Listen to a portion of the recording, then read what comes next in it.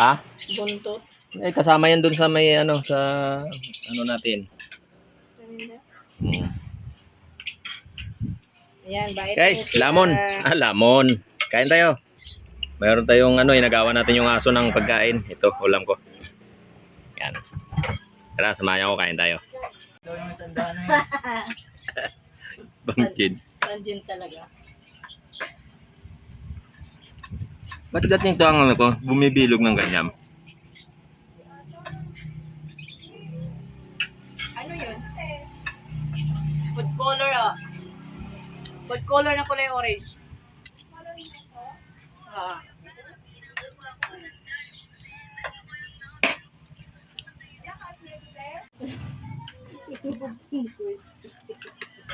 Lapit din yung pungko yun, ikaw. Tingnan mo. Guys. Yan. Yan, pero naman.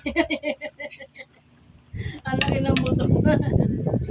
Para to sa alaga kong aso eh. Ito, sa likod. Sinigang ko. Hati kami. Akin yung may laman. Kaya yung buto.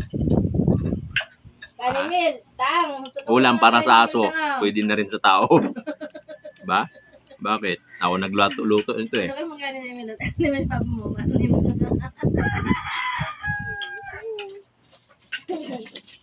Ay, tama.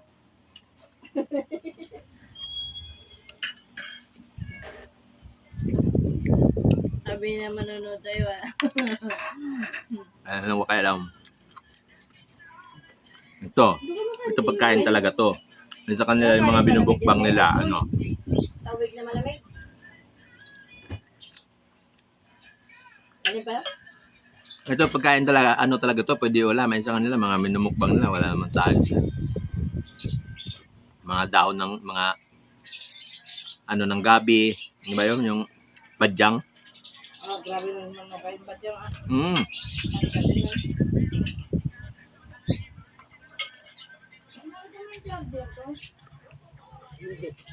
Diba? Diyan na, charge mo nga to.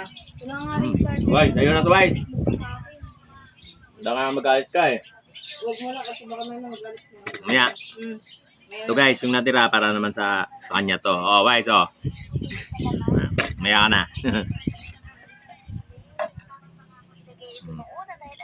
Guys, oh. Paa, yung kuko nandiyan pa, oh. Alam mo ha, tayo lang marunong magbukbang. Tayo lang ba marunong magmukbang? Ito, para sa aso na sana to. At sobrang gutom, tinira na rin ng tao.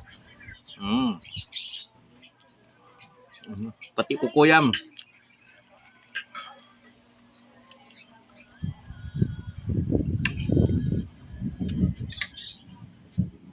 Shout out nga pala yung nagbigay sa akin ito kanina doon sa Katayan.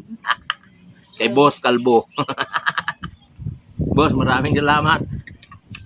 Yung binigay mo para sa aso, tinikman ko.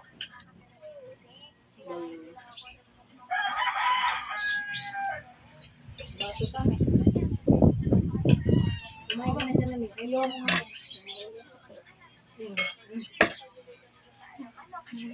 Gutom yun siya na may lugaw lang kinain niya na yan. Kahit hindi ka kakain pag wala andito sa email, di ka pa papayat. Tigil ka. Kung gusto mong pumayat, talagang gawin mo.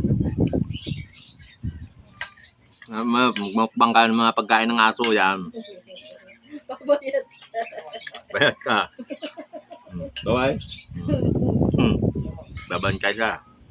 Sa kanya kasi yung lahat ito eh.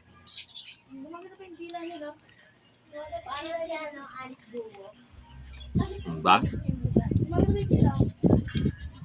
Huwag ka magpapicture ha. Yung mga pinagtala-tala pagkain na sayang. Requirements sa school.